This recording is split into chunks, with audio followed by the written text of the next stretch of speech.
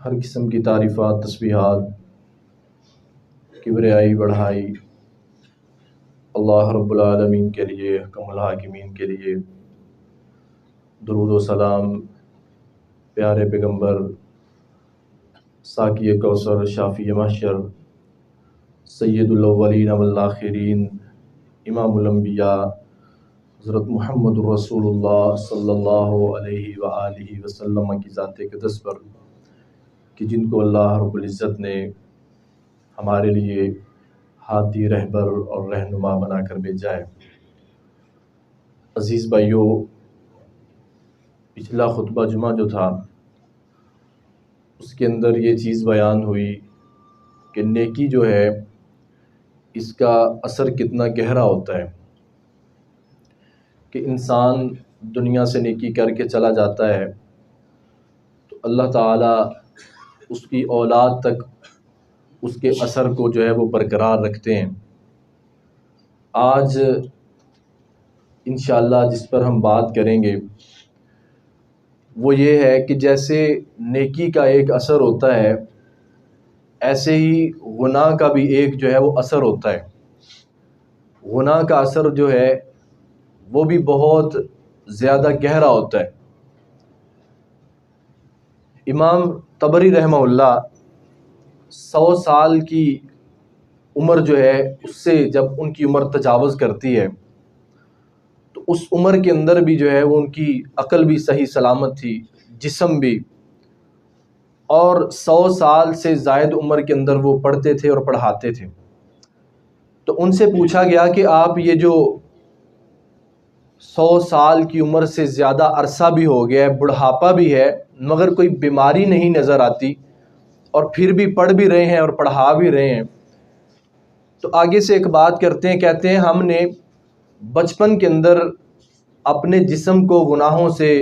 بچا کر رکھا تھا، تو بڑھاپے کے اندر اللہ تعالیٰ نے ان اعضاء کو بیماریوں سے بچا کر رکھا ہے۔ تو یہ انسان کی، مگر یہ چیز ضروری نہیں ہے، یہ کوئی حتمی بات تو نہیں ہے کہ جو بچپن میں گناہوں سے بچا ہے اس پر بیماری نہیں آ سکتی، کیونکہ یہ تو احادیث سے یہ چیزیں ملتی ہیں کہ بیماری جو ہے اس سے گناہ معاف ہو جاتے ہیں، انسان کے درجے بلند ہو جاتے ہیں۔ اور عام طور پر شاید یہ اللہ کی کوئی خاص رحمت ہے کہ عام طور پر ہوتا بھی ایسے ہے کہ جب انسان کا وقت جو ہے وہ دنیا سے جانے کا ہوتا ہے تو اس کو پھر وہ بہت زیادہ بیماریوں کے اندر جو ہے وہ جکڑ دیا جاتا ہے بعض اوقات۔ تو شاید اللہ کی ذات کو یہ ہے، جیسے نبی علیہ السلام نے فرمایا کہ اس کو اگر بخار بھی پہنچتا ہے مسلمان کو یا کانٹا بھی چبھتا ہے تو وہ بھی اس کے لیے اجر میں لکھ دیا جاتا ہے۔ تو یہ اس کی ایک یہ بھی وجہ ہو سکتی ہے، مگر یہ بات تو درست ہے کہ جو اپنے آپ کو گناہوں سے بچا کر رکھتا ہے اللہ رب العالمین اس کی حفاظت کرتے ہیں، وہ اللہ تعالیٰ کی حفظ و امان کے اندر رہتا ہے۔ اور اسی طرح امام ابن الجوزی رحمہ اللہ کہا کرتے تھے کہ یہ انسان جو گناہ کرتا ہے بعض اوقات ایسے بھی ہوتا ہے کہ اس کو اس کی سزا جو ہے وہ وقتی طور پر ملتی نہیں، اس کی سزا کو جو ہے وہ اتنا مؤخر کیا جاتا ہے کہ جب اس کی عمر کا آخری حصہ شروع ہو جاتا ہے، اگر اس نے توبہ نہیں کی ہوتی، پھر اس کے جو بچپن کے، جو اس کے جوانی کے گناہ ہوتے ہیں ان کا جو خمیازہ ہوتا ہے اللہ تعالیٰ پھر اس کو آخری عمر میں جو ہے نا وہ دیتے ہیں۔ یعنی آخری عمر میں پھر انسان کو جوانی میں کیے ہوئے جو گناہ ہیں وہ اس کے آڑے آتے ہیں آخری عمر کے اندر۔ اور یہ ایسے ہمارے معاشرے کے اندر بہت زیادہ ہے کہ انسان نے جو اپنی جوانی کے اندر کیا ہوتا ہے تو پھر آخری عمر کے اندر وہ تکلیف کے اندر جو ہے نا وہ جھل رہا ہوتا ہے، ایسے ایسے جو ہے نا وہ معاملات اس کو پیش آتے ہیں، ایسے ایسے حادثات سے اس کو جو ہے وہ گزرنا پڑتا ہے۔ تو ائمہ دین نے یہ باتیں کہی ہیں کہ ایسے بھی ہو سکتا ہے کہ انسان اپنی جوانی کے اندر ایسے گناہ کر رہا ہے مگر وہ پرواہ نہیں کر رہا، وہ توبہ نہیں کر رہا، وہ اللہ کی طرف آ نہیں رہا ہے، وہ رجوع نہیں کر رہا ہے، تو ایسے بھی ہو سکتا ہے کہ اس کے جو گناہ ہیں ان کی سزا اس کو اللہ تعالیٰ اس کی آخری عمر کے اندر عطا کر دے۔ تو گناہ جو ہے اس کا اثر جو ہے وہ ضرور رہتا ہے، اسی وقت ہو جائے یا بعد کے اندر ہو جائے۔ حضرت ثوبان رضی اللہ تعالیٰ عنہ کہتے ہیں رسول اللہ صلی اللہ علیہ وآلہ وسلم نے ارشاد فرمایا وَإِنَّ الرَّجُلَ لَيُحْرَمُ الرِّزْقَ بالذنب یصیبہ، نبی علیہ السلام نے فرمایا کہ بعض اوقات ایسے ہوتا ہے کہ انسان کے ایک گناہ کی وجہ سے، یعنی کہ اس کا ایک گناہ جو ہے، اس کے ایک گناہ کی وجہ سے اس کا رزق اس سے چھین لیا جاتا ہے، اس کا رزق اس تک پہنچ ہی نہیں پاتا ہے، اس کے مقدر میں اللہ نے جو رزق جو ہے نا وہ اس کو عطا کرنا تھا، اس کے گناہ کی وجہ سے اللہ تعالیٰ اس کو ختم کر دیتے ہیں۔ وَإِنَّ الرَّجُلَ لَيُحْرَمُ الرِّزْقَ، یہ گناہ کی تاثیر ہوتی ہے۔ رزق کے اندر تو صرف مال و دولت تھوڑی ہے، رزق کے اندر نیک اولاد بھی ہے، رزق کے اندر نیک اعمال کی توفیق بھی ہے، رزق کے اندر صحت بھی ہے، رزق کے اندر اور بڑی چیزیں ہیں، رزق کے اندر دین کا علم ہے، وحی الہی کا علم ہے۔ تو بعض اوقات انسان کے گناہوں کی وجہ سے اللہ رب العالمین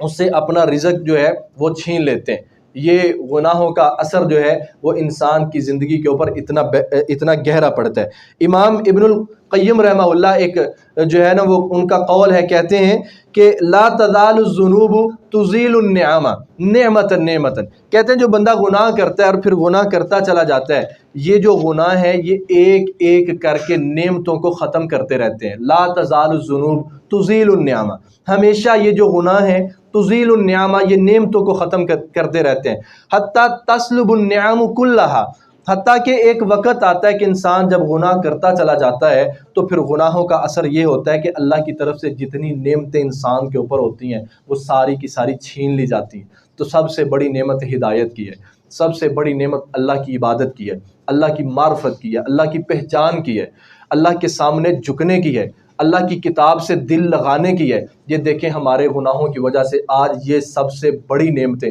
ہم سے دور چلی گئی ہیں۔ نہ ہمیں قرآن یاد ہے، نہ نبی علیہ السلام کے فرامین یاد ہیں، ہم محبت کیسے کریں گے؟ ہمیں پتہ ہی نہیں ہے ہمارے پیارے پیغمبر صلی اللہ علیہ وسلم ان کی مبارک سیرت کیا ہے۔ تو لا تزال الذنوب تزیل النعم،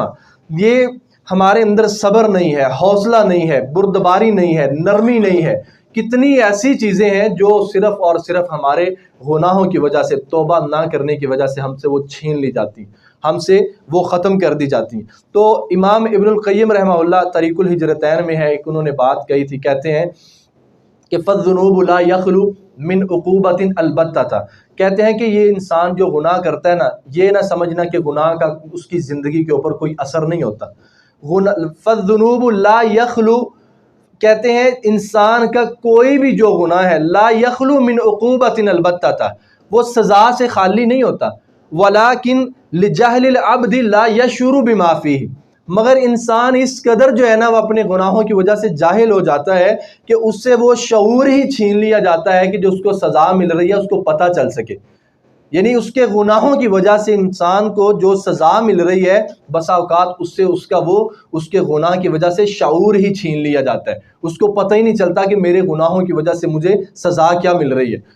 اور اس سے بڑی جو ہے نا وہ سزا کیا ہو سکتی ہے کہ انسان گناہ کرتا جاتا ہے، اس کا دل جو ہے وہ سخت ہوتا جاتا ہے، گناہ کرتا جاتا ہے، گناہ کا احساس ختم ہوتا جاتا ہے۔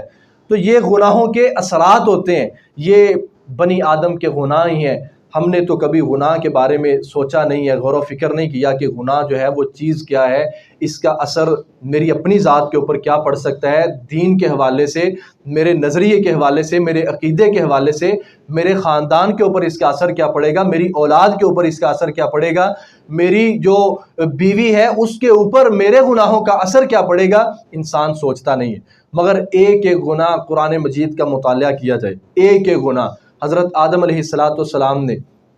ایک ہی درخت کا پھل کھایا تھا، ایک ہی مرتبہ کھایا تھا، کوئی زیادہ مرتبہ تو نہیں کھایا تھا، گناہ تو ایک ہی ہوا تھا، ایک ہی درخت کا پھل کھایا تھا، اللہ تعالیٰ نے جو ہے نا وہ زمین کی طرف اتار دیا۔ شیطان جو ہے، ابلیس جو ہے، ایک ہی سجدے کا انکار کیا تھا۔ تو یہ بعض گناہ ایسے ہیں کہ ان کا اثر اتنا گہرا ہوتا ہے کہ اللہ تعالیٰ نے فرمایا کہ وَإِنَّ عَلَيْكَ اللَّعْنَةَ إِلَىٰ يَوْمِ الدِّينِ، قیامت کے دن تک کے لیے اس کے اوپر جو ہے وہ لعنت برستی رہے گی۔ اس کے علاوہ کئی ایک احادیث ہے، نبی علیہ السلام نے فرمایا، عبداللہ بن عباس رضی اللہ عنہما حدیث کے راوی ہیں، کہتے ہیں آپ نے فرمایا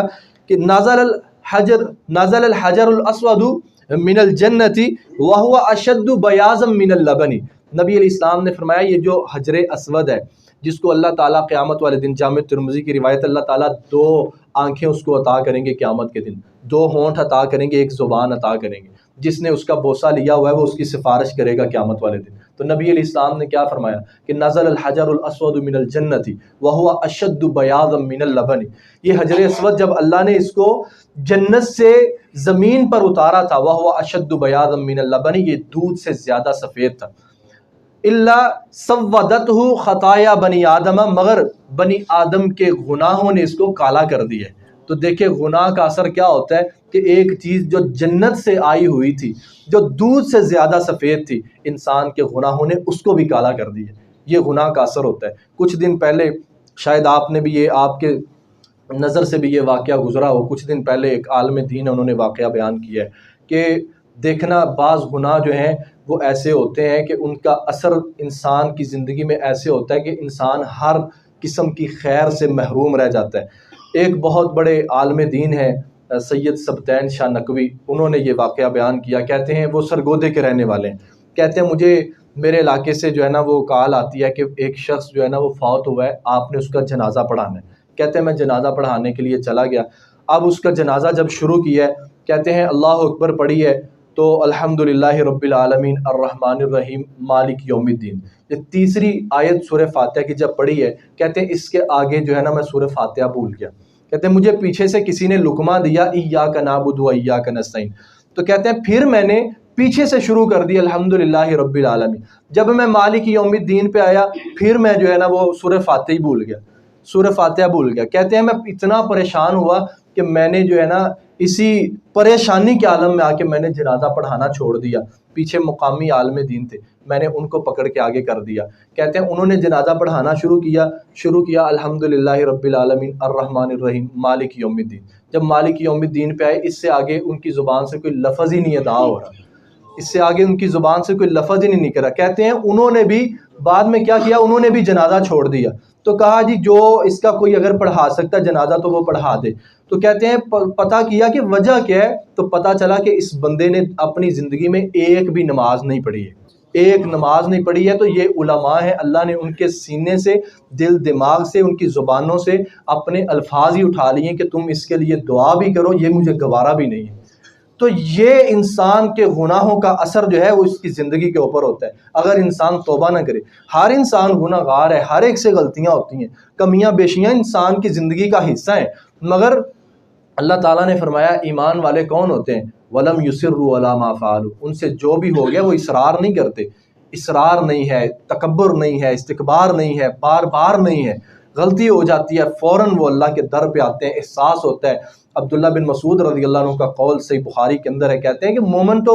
گناہ کے بارے میں ایسے ڈرتا ہے کہ جیسے میرے سر کے اوپر کوئی جو ہے نا وہ پہاڑ گرنے لگا ہے، اور جو منافق ہوتا ہے جو گناہ کی پرواہ نہیں کرتا، وہ جو ہے نا وہ گناہ کو ایسے سمجھتا ہے جیسے ناک کے اوپر مکھی بیٹھی تھی، اس طرح کیا وہ اڑ گئی ہے، یعنی اتنی اس کو بس گناہ کی پرواہ ہوتی ہے، صرف اتنی گناہ کی اس کو پرواہ ہوتی ہے۔ 5 ایسے گناہ ہیں جو من حیث القوم جو ہے وہ آج 5 کے 5 ہمارے اندر موجود ہیں، اور ان 5 کا اثر جو ہے، ان کا جو نقصان ہے وہ من حیث القوم ہمارے اندر موجود ہے۔ اور سنن ابن ماجہ کی روایت ہے، رسول اللہ صلی اللہ علیہ وسلم نے، عبداللہ بن عمر رضی اللہ عنہ حدیث کے راوی ہیں، کہتے ہیں کہ نبی علیہ السلام نے پناہ مانگی تھی کہ میں اللہ کی پناہ میں آتا ہوں کہ 5 ایسے گناہ کہ تم ان کو پاؤ یا وہ گناہ تمہارے اندر موجود ہوں، 5 اعوذ باللہ منہن ابتلی، کہ میں اللہ کی پناہ میں آتا ہوں کہ ان گناہوں کی وجہ سے تم کو آزمائش میں ڈالا جائے یا تمہاری زندگی کے اندر وہ گناہ آئیں، میں اللہ کی پناہ میں آتا ہوں۔ تو 5 وہ گناہ کون سے تھے اور ان کا اثر کیا تھا، ان کا وبال کیا تھا جن سے نبی علیہ السلام نے پناہ مانگی تھی؟ سب سے پہلے نمبر پر نبی علیہ السلام نے فرمایا کہ میرے صحابہ، لم تظہر الفاحشۃ فی قوم قط حتی یعلنوا بها الا فشا علیہم الطاعون والاوجاع التي لم تکن مضت فی اسلافہم الذین مضوا۔ نبی علیہ السلام نے فرمایا کہ 5 گناہ جن سے میں اللہ کی پناہ میں آتا ہوں،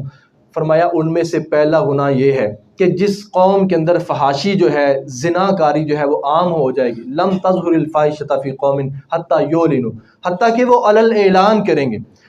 الا فشا علیہم الطاعون، جب یہ زنا کاری کا گناہ عام ہو جائے گا، جب یہ بدکاری جو ہے یہ عام ہو جائے گی تو فرمایا الا فشا علیہم الطاعون، اللہ تعالیٰ پھر اسی امت کے لوگوں کے اوپر جو ہے وہ طاعون کی بیماری کو نازل کر دیں گے۔ والاوجاع التي لم تكن مضت في اسلافهم، اللہ ایسی بیماریاں اتاریں گے کہ ان کے پہلے بزرگ جو ہیں، ان کے بڑے جو ہیں، ان کے وہم و گمان میں بھی ان بیماریوں کا تذکرہ نہیں ہوگا، ان کو ان بیماریوں کا پتہ نہیں ہوگا۔ تو دیکھ لیں من حیث القوم آج ہمارے معاشرے کے اندر ہر بستی کے اندر زنا موجود ہے، ہر اللہ معاف کرے کہ شاید کوئی گھر ایسا ہو کہ جو زنا سے جو ہے نا وہ پاک ہو، اور جس جگہ پر ہم رہ رہے ہیں جگہ جگہ کے اوپر جو ہے وہ زنا کے اڈے بنے ہوئے ہیں۔ لوگ وقت کے حکمرانوں کو پیسہ دے رہے ہیں کہ تمہاری زبان جو ہے، بلکہ وہ خود اس چیز میں ملوث ہیں،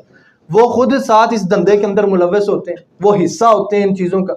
جو ہے زنا کاری جو ہے وہ عام ہو رہی ہے، کتنے اپارٹمنٹس ایسے ہیں، کتنی بلڈنگیں ایسی ہیں، سر عام زنا ہو رہا ہے، کوئی روکنے والا نہیں ہے۔ حتیٰ یعلنوا بہا، کہ ایک وقت تھا جب لوگ اگر اس طرح کا غلط کام کرتے تھے کہیں چھپ چھپا کے کرتے تھے، کوئی جو ہے نا 100 پردے ہوتے تھے، آج کل لوگوں نے سارے پردے ہی ختم کر دیے۔ اسی طرح سر عام لڑکی لڑکا جا رہے ہیں، فلیٹ میں جا رہے ہیں، تنہائیوں میں جا رہے ہیں، نہ ان کو کوئی پرواہ ہے، نہ دیکھنے والوں کو کوئی پرواہ ہے، نہ وقت کے حکمران کو جس کی سب سے بڑی ذمہ داری تھی نہ اس کو کوئی پرواہ ہے۔ تو لم تظہر الفاحشہ، تو یہ گناہ جب من حیث القوم لوگوں میں عام ہو جائے گا، حتیٰ یعلنوا بہا، لوگ اعلان کریں گے، لوگ کہیں گے ہمیں کس کا ڈر ہے،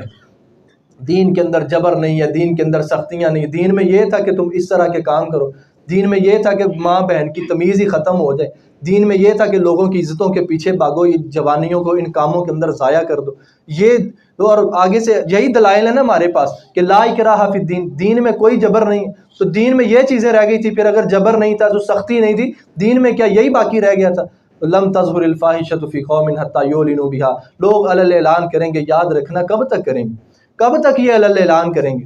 یہ کتنی یہ جوانی کی عمر کے اندر ہی کریں گے نا، کتنی دیر تک کریں گے، مگر اس کا خمیازہ بھگتنا کیا پڑے گا؟ الا فشا علیہم الطاعون، اللہ تعالیٰ ان پر وبائیں نازل کرے گا، اللہ تعالیٰ وہ بیماریاں ان کے اندر ڈالے گا کہ جن کا پہلوں نے تذکرہ سنا بھی نہیں ہوگا، اور یہ دنیا میں ذلت ہوگی، یہ دنیا کے اندر ذلت ہوگی۔ وَلَهُمْ عَذَابٌ عَلِيمٌ، اللہ تعالیٰ فرماتے ہیں آخرت کے اندر ان کے لیے دردناک عذاب ہوگا، یہ چھوٹی سزا نہیں ہوگی جن کو دیکھ کر لوگوں کے دماغ خراب ہو جاتے ہیں، لوگوں کے جذبات بدل جاتے ہیں، لوگ اپنے فیصلے چینج کر دیتے ہیں، لوگ اپنے جو ہے نا وہ ارادوں کو تبدیل کر دیتے ہو، جن کو دیکھ کر لوگوں کا ایمان جو ہے نا وہ ختم ہو جاتا ہو، کیا ان کو اللہ کچھ بھی نہیں کہے گا؟ ان کو جو ہے نا اللہ تعالیٰ ایسے ہی چھوڑ دے گا جن کی وجہ سے لوگوں کی نظریں خراب ہوئی، لوگوں کے دل خراب ہوئے، لوگوں کے ایمان اجڑ گئے تھے، کیا اللہ ان کو ایسے ہی جو ہے نا وہ چھوڑ دے گا؟ تو یہ پہلا گناہ ہے فحاشی کا، زنا کاری کا، کہ جب یہ عام ہوگا تو اس کا وبال کیا ہوگا کہ اللہ تعالیٰ لوگوں پر جو ہے نا وہ بیماریاں نازل کر دیں گے۔ اور دوسرا گناہ فرمایا ولم ينقص المکیال والمیزان، لوگ جو ہے وہ ماپ تول میں کمی کریں گے، ہر جگہ پر دھوکہ ہے، ہر جگہ پر جو ہے وہ دھوکہ ہے، لوگ دھوکے سے کام لیتے ہیں، دوسرے کی آنکھوں میں مٹی جو ہے نا وہ دھولنے کی کوشش کرتے ہیں، اس کو پتہ نہ چلے میں ایسے کر لوں، ماپ تول میں کمی ہے، کوئی پیٹرول جو ہے اس کے اندر جو ہے نا وہ ماپ تول میں اس کے پیمانے میں جو ہے نا وہ کمی کی جا رہی ہے، کوئی چیز خریدنے کے لیے لے کے جا رہے ہیں، ہمارے سامنے ہمارے حالات ہیں، کتنی ایسی روزانہ ہم ویڈیو دیکھتے ہیں، کوئی پھل اگر تول رہا ہے تو اس کے اندر وہ 2 نمبری کر رہا ہے، کوئی دودھ کے اندر 2 نمبری کر رہا ہے، کھانے پینے کی اشیاء، اس سے بڑا ظلم کیا ہو سکتا ہے کہ جو مسلمانوں نے کھانا ہے اس کے اندر زہر ملا رہے ہیں، ان کی جانوں کے ساتھ کھیل رہے ہیں، ہمیں احساس تک باقی نہیں رہے۔ وَلَمْ يَنْقُصُ الْمِكْيَالَ وَالْمِيزَانَ، یہ لوگ ماپ تول کے اندر کمی کریں گے، فرمایا پھر اس گناہ کا خمیازہ کیا ہوگا، اس گناہ کا نتیجہ کیا ہوگا؟ إِلَّا أُخِذُوا بِالسِّنِينَ، اللہ تعالیٰ ان پر قحط سالیاں نازل کریں گے، غربت ہے ہر جگہ، کتنے لوگ جو ہے نا ان کے بارے میں سنا جاتا ہے، جی فلاں نے خودکشی کر لی، فلاں نے خودکشی کر لی، فلاں مر گیا، فلاں مر گیا، پیچھے کیا ہے؟ ظہر الفساد فی البر والبحر بما کسبت ایدی الناس، یہ ہمارے ہاتھوں کی کمائی ہے جس کی وجہ سے زمین کے اندر جو ہے نا وہ اللہ نے فساد برپا کر دی، ہمارے ہاتھوں کی کمائی کی وجہ سے زمین کے اندر فساد برپا ہوا ہے۔ تو وَلَمْ يَنْقُصُ الْمِكْيَالَ وَالْمِيزَانَ، یہ لوگ ماپ تول میں کمی کریں گے، إِلَّا أُخِذُوا بِالسِّنِينَ، اللہ تعالیٰ جو ہے وہ ان کے اوپر قحط سالی کو نازل کر دے گا۔ اور دوسرے نمبر پر فرمایا کہ وشدت المعونتی، بے روزگاری جو ہے وہ عام ہو جائے گی، وجور السلطان علیہم، بادشاہوں کا ظلم ان پر عام ہو جائے گا۔ دعا کرتے تھے اللہم لا تسلط علینا من لا یرحمنا ولا یخافک فینا، اے اللہ ہمارے اوپر وہ حکمران مسلط نہ کرنا جو ہمارے بارے میں جو ہے نا وہ رحم ہی نہ کھائے، ولا یخافک فینا، نہ وہ ہمارے بارے میں تجھ سے ڈرے، ایسا کوئی حکمران نہ ہمارے اوپر مسلط کرنا۔ مگر آج دیکھیں من حیث القوم جو ہے وہ ایسے ہی حکمران ہیں ہمارے اوپر، ہمارا ان کو کوئی خوف نہیں ہے، ہمارے بارے میں کوئی پریشانی نہیں ہے، کوئی درد نہیں ہے، کوئی تکلیف نہیں ہے۔ یہ لوگ مر جائیں، ان پر سیلاب آ جائے، زلزلہ آ جائے، آفتیں آ جائیں، سونامیاں آ جائیں، ان کا بیڑا غرق ہو جائے، جو مرضی ہو جائے، ان کے کان پہ جو ہے نا وہ جوں تک نہیں ریگتی، یہاں پہ آگ لگتی ہے وہ وہاں پہ نکل جاتے ہیں، وہ ان کے جو ہے نا وہ جا کر گود میں بیٹھ جاتے ہیں۔ تو یہ جو ہے یہ دیکھیں اس کی بنیاد کیا ہے؟ نبی علیہ السلام نے فرمایا تھا کہ لوگ ماپ تول میں کمی کریں گے، اللہ ظالم حکمران ان کے اوپر مسلط کر دے گا۔ وَلَمْ يَنْقُصُ الْمِكْيَالَ وَالْمِيزَانَ، ماپ تول میں کمی ہے، ہر جگہ دھوکہ ہے، دو نمبری ہے، فراڈ ہے، ہر کسی کو جو ہے نا وہ دھوکہ دینے کی کوشش کی جاتی ہے۔ وَشِدَّةِ الْمَعُونَةِ، آہستہ آہستہ کیا ہوگا؟ بے روزگاری عام ہو جائے گی۔ وَشِدَّةِ الْمَعُونَةِ، بے روزگاری عام ہوگی تو اس کے ساتھ اس سے بڑا ظلم کیا ہوگا؟ وَجَوْرِ السُّلْطَانِ عَلَيْهِمْ، ظالم بادشاہ جو ہے وہ ان پر مسلط کر دیے جائیں گے۔ دیکھیں کتنے ایسے لوگ ہیں جن کو جیلوں میں ڈال دیا گیا، سلاخوں کے پیچھے بند کر دیا گیا، پوری دنیا جن کو چور اچکے لوفر کہتی تھی، آج انہی کو ان کے اوپر مسلط کیا جا رہا ہے۔ آج ہم کچھ کر سکتے ہیں؟ کیا کر سکتے ہیں؟ ہم آواز اٹھا سکتے ہیں، جو آواز اٹھائے وہ بھی پکڑا جاتا ہے، اس کو بھی مارا جاتا ہے، اس کو ننگا کر دیا جاتا ہے، حتیٰ کہ اس کے اہل و عیال کو، اس کی عزت کو اس کے سامنے رون دیا جاتا ہے۔ اس سے بڑا ظلم کیا ہو سکتا ہے؟ اس سے بڑا جو ہے وہ ظلم کیا ہو سکتا ہے؟ مگر آج یہ ہمارے اعمال کی وجہ سے یہ ساری چیزیں جو ہیں وہ ہمارے اوپر مسلط کی جا رہی ہیں۔ دوسرے نمبر پر فرمایا تھا جب یہ گناہ آئے گا، ماپ تول میں لوگ کمی کریں گے تو اس کا اثر یہ ہوگا کہ اللہ تعالیٰ ظالم بادشاہوں کو ان کے اوپر جو ہے وہ مسلط کر دے گا۔ اور تیسرے نمبر پر نبی علیہ السلام نے فرمایا وَلَمْ يَمْنَعُوا زَكَاةَ أَمْوَالِهِمْ إِلَّا مُنِعَ الْقَطَرُ مِنَ السَّمَاءِ، لوگ اپنے مالوں کی زکوٰۃ روک لیں گے۔ زکوٰۃ یاد رکھنا یہ ایسی چیز ہے، ایک مرتبہ انسان کے دل کو جو ہے وہ کھچ پڑتی ہے، ایک دفعہ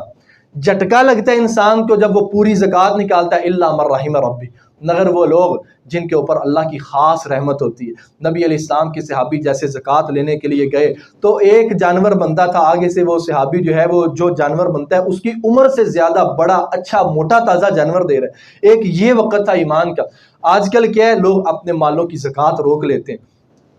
عشر جو ہے وہ روک لیتے ہیں، اتنا جو ہے نا اتنا چاول ہوا ہے اس کا عشر روک لیں گے، اتنی برسین ہے اس کا عشر روک لیں گے، اتنا جو ہے وہ گندم کی فصل ہے، کوئی بھی فصل ہے اس کا عشر روک لیں گے، اپنے مال کی پوری زکوٰۃ نہیں نکالیں گے۔ جیسے حدیث میں آتا ہے لوگ 1 سال یا 2 سال یا 3 سال کا تذکرہ ہے کہ اگر اپنے مال کی زکوٰۃ صرف نکال دیں دنیا کے اندر کوئی غریب باقی نہ بچے، مگر لوگ اپنے مال کی جو ہے نا وہ زکوٰۃ روک لیں گے۔ یہ گناہ جو ہے اس کا وبال کیا ہوگا؟ الا منی القطر من السماء، اللہ تعالیٰ آسمان سے جو ہے وہ رحمتیں روک لیں گے۔ جب یہ اپنے مالوں کی زکوٰۃ کو روکیں گے تو اللہ تعالیٰ آسمان سے جو ہے وہ رحمتیں روک لیں گے، تو یہ گناہ کا اثر ہوگا۔ اسی طرح آگے اسی حدیث کے اندر نبی علیہ السلام نے فرمایا کہ چوتھا گناہ کیا ہوگا؟ فرمایا وَلَمْ يَنْقُضُوا عَهْدَ اللَّهِ وَعَهْدَ رَسُولِهِ إِلَّا سَلَّطَ اللَّهُ عَلَيْهِمْ عَدُوًّا مِّنْ غَيْرِهِمْ، فرمایا جب لوگ اللہ اور اس کے رسول کے عہد کو توڑیں گے تو ان کے علاوہ جو اور قومیں ان کی دشمن ہیں اللہ تعالیٰ ان کو ان پر مسلط کر دیں گے۔ اللہ تعالیٰ إِلَّا سَلَّطَ اللَّهُ عَلَيْهِمْ عَدُوًّا مِّنْ غَيْرِهِمْ، ان کے قوم کے علاوہ جو قومیں ہیں اللہ تعالیٰ ان کو ان پر مسلط کر دیں گے۔ پھر ہوگا کیا؟ فرمایا فَأَخَذُوا بَعْضَ مَا أَيْدِيهِمْ،